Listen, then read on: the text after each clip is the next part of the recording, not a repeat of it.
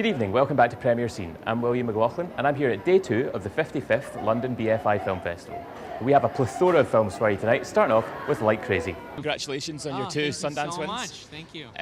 I was wondering if you can tell me what it feels like to make a film that reflects maybe more so than sort of big action sort of sci-fi stuff. Wait, there's no action or sci-fi in this movie? Oh man. Maybe if you could tell us what it feels like to reflect what the young people who are going to be watching the film are maybe actually going through themselves. Yeah. Well, hopefully it feels authentic. Hopefully it really does feel like what it's like to go through young love and a long distance relationship, and that's what we tried to do essentially more than anything. Yeah. Cool. And do you think that the film will be received differently in the UK and in the US? I don't know. I mean, this is our first time showing the film in outside of the US, so it's a unique experience for us, and it's going to be really special tonight because half the movie shot in London. So to be here tonight with the film is really special. Yeah. Cool. And where would you like to take the film in the future? What are your plans after the BFI? Well, it's Paramount is distributing it worldwide over the course of the next 4 months, and we're really blessed to have them on board and really behind the film. And it comes out here in the UK February 3rd, and we're just excited about sharing with audiences because at the end of the day, it's about humans and the human connection and the human condition. So hopefully people connect with it. Brilliant. And could you tell us how you cast the film? Sure. I met Anthon Yelchin in Los Angeles and spent a couple hours with him and thought he was amazing and perfect. And Felicity sent in a tape from London of herself auditioning in her apartment, and it was incredible. So I took the chance of bringing them together without ever seeing them together. And 5 days after we started rehearsing, we were shooting. We were just in it. So it was a huge risk, but a huge reward because they're magnificent and their chemistry is incredible in the film.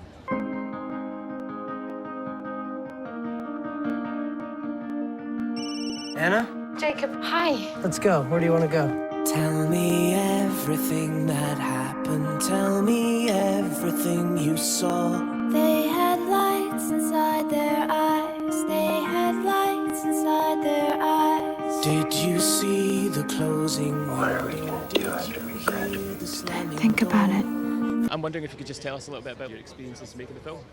Yeah, so Like Crazy, we shot it last June, and it was a very full-on experience. It was mainly Drake, the director, and Anthon and I in a room improvising. There was an outline, a 50-page outline, but the dialogue is something that we find later through the scenes. And so it was a very intoxicating expation. And how is that as an actor to have that kind of approach from a filmmaker? Oh, it's just great. I mean, it's as though, with Drake, the whole emphasis is just on trying to make it as real as possible, and that's the style of acting that I've been interested in. It's very naturalistic, and it's about making sure that you don't feel inhibited by there being lots of people on set and things like that. It's very intimate. Great. And okay. And how does it feel to be in London premiering here? It feels great because I've been away for a few weeks, so I was just coming to the airport. It's good to be home. Things get a little spooky now with Brazilian horror film Hard Labour. It's a film about work, about work and the medium class in Brazil. But it's also, I like to say, a horror film because I love horror films. And me and Juliana, the other director, we've been making horror films as short films for 10 years. And when we came across this subject, we were in doubt if we should use these horror elements or not, but we decided to use it, and it gave the film this mix of genres. Cool. And what are the benefits of having a co-director rather than doing it by yourself? Yeah, it's Juliana is my best friend for 12 years now, so it's very easy for us to collaborate on the set, on everything, on every aspect. And I think what's the best part of having a co-director is that when you have doubts, you don't have to deal with them yourself. You have to sit and talk, and we're there for each other. We can help each other, and so we share the glory of the thing, but we also share the worst part, which is the doubts and the fears. And what does making a horror film allow you to comment on about our lives? I think when you see a film like this, which the subject is so real, I think everyone identifies easily with that. But when you have the mystery aspect of the plot, I think it what's the word? It enhances your relation to the everyday aspect of the film. It's like you begin to find what's the most everyday aspect of life a bit scary, and that's what we're trying to do. It's a very Brazilian story, but it's also a universal story. A lady tried to work.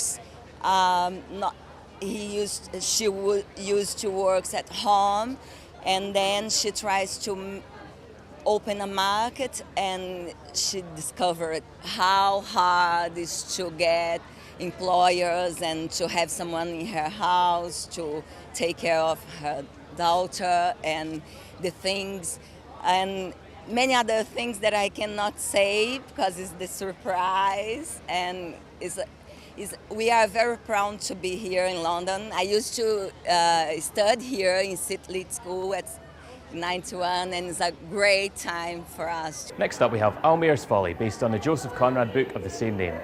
After that we're going to speak to the actresses from Terrferma, a new film from Italy focusing on immigration issues. It's got nothing to do with the novel by Joseph Conrad. It's the relationship, basically, it's the relationship between a father and a daughter and the dreams he's got for her that aren't hers. Yeah, I don't know how to tell more. And it's a little...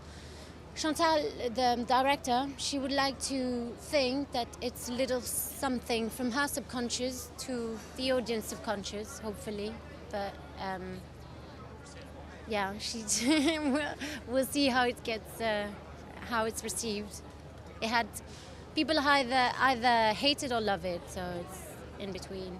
No, not in between, one or the other. Could you tell us a little bit about Terrferma? What's the film about? Cosa dobbiamo dire su Terraferma? It's a wonderful film. È stato girato in un'isola. We shoot it all in an island, a small island called Linosa. In Sicily. It's a big art director, Emanuele Crialese. And then, boom. And then, I don't know. It's like the main, I mean, the movie speak about a very important, how can I say, it's an important story about something, a problem that we have in Italy, immigration. So it's, we're really happy to bring a matter like this in the movie. And what is the benefit of making the film? It's a political film in some ways about immigration. What's the benefit of making it as a fictional story rather than a documentary? What is the? What's the benefit of making it as a fictional story rather than a documentary? Fictional story, che vuol so dire? Rather than make a documentary, it's drama. So what's the benefit? What's the benefit? Yeah. Qual è il lato positivo di fare? I think it's like that you involve the people's gonna be more involved in the story. So it's gonna be easier to touch them in an emotionally way, and it's going to be directly to the heart of the people, and it's the best way for the public to don't forget it, I think. And how do you feel coming to London to the BFI to do your is this the premiere of the film? Yeah. Questa che ha detto è la premiere del film? No, it's already done in Italy, in Venice actually, the Venice Festival. So what's it like to come to London and screen here? Come essere qua a Londra. Beautiful. Yeah, beautiful. Next up we have Volcano, an Icelandic film, and tonight's big film of the evening, 50/50, starring Seth Rogen. It's a coming-of-age story about a 67-year-old man. This old-fashioned kind of a guy that has quite hard expressing his emotions towards his next of kin and people in general, and it's his coming-of-age story. Okay, and as a director, you're obviously much younger, not at a stage where you're going to retire. How do you see similarities between yourself and a character like that? Yeah, I've been privileged in that sense. I've been close to great-grandparents and grandparents, and I'm raised basically in the 18th century. So I have some personal similarities of old time and old way of thinking, but except that, I think just in general, a man, an old-fashioned kind of a man, is something that I've heard was solely Icelandic, but apparently on the festival route that we have been so far, it's from all over the world. People have been seeing similarities to their father or grandfather with our main character, so that's nice. And Scully, can you tell us about the part that you play in the film? I'm a producer of the film. Oh, I see. Sorry. So could you tell us a little bit about how you got the film made then? Easily financed because of Runa's brilliant short films prior to making this first feature, so it was relatively easy. Did you find it difficult to make the jump from doing a short film from doing short films to doing a feature-length film? Yeah, it was more of a jump than I expected. Luckily enough, I have done a couple of shorts, and especially when I was studying in Denmark, we produced 3 to 5 shorts every year, and it was really thankful to do like this strange medium format thing of 35 minutes to get like a middle step going into the features, but yeah, basically it's to have the oversight of what you're doing, and yeah, it's like going from 800 meters over to marathon, energy-wise, and so yeah, it was a little bit more of a jump than I expected to. Could you tell us what it's like when you're actually watching the film with an audience now? How does it feel? It feels great. You know, I got to see it a month ago at the Toronto Film Festival for the first time as a member of the audience and not as a filmmaker. And it was really nice to just take a step back and just view it, you know, just as a member of the audience. And I feel like, you know, through the process of writing the movie and making it, I've really kind of gotten my experience out of my system. So when I watch it, I really feel like I'm watching Joeseph Gordon-Levitt's character up there, which is really nice. It's really liberating. It's based on Will Reiser's personal experiences. So how did that affect you when you were making the film? It was so great to have Will around. People ask a lot if it was, you know, added pressure, but it never felt like that. That never even occurred to me until I started doing press for it. You know, if anything, it felt like a relief knowing that he was there.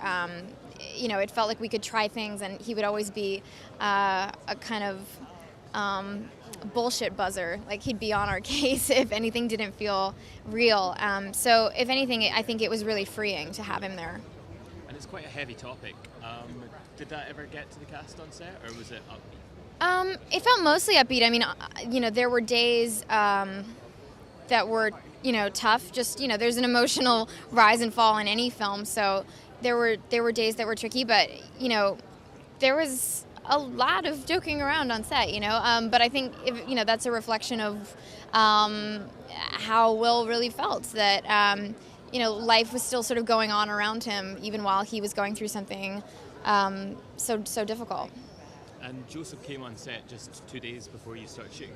How was that? Well, yeah, I mean, I was just sort of hearing about that because I was in LA, and I actually got up there after he'd been cast last minute, and we had about 20 minutes to meet before we shot our first scene together, and it's supposed to be sort of pretty deep into the film. We're supposed to know each other pretty well, so that was pretty scary, but it was really exciting. And, you know, Joe is just an amazing ability to create connections with people, so that was just so impressive. So this is Will Reiser's personal story and your involvement in it. Is there a different kind of pressure, maybe as an actor, to deliver that kind of a story for you? I mean, if anything, I just wanted, as an actor, to make sure that it felt natural. I knew that reality would be the thing that made it okay, the movie. And if it felt real and genuine, then no matter what we were talking about, it would be okay because it seemed honest. And so as an actor, I really just tried to be as naturalistic as I possibly could be and make it just feel like a conversation you feel like you could overhear at a coffee shop or something like that. And just before you shot, 2 days before you shot, you had Joeseph come in to the place who was going to originally shoot. So was that difficult? That must have developed its own kind of set of challenges for you. I gotta say, it wasn't as bad as you would think. Joe is really talented and a very brave actor, and as soon as he signed on to do it, he really didn't look back, and you would have assumed he had been attached to it for years. I mean, he owned it with confidence, and honestly, it more than anything just debunked the myth that actors need a lot of time to prepare for a role, because he didn't. So that's it from day 2. Roll on day 3. I'm William McLaughlin. Thanks for choosing Premiere Scene.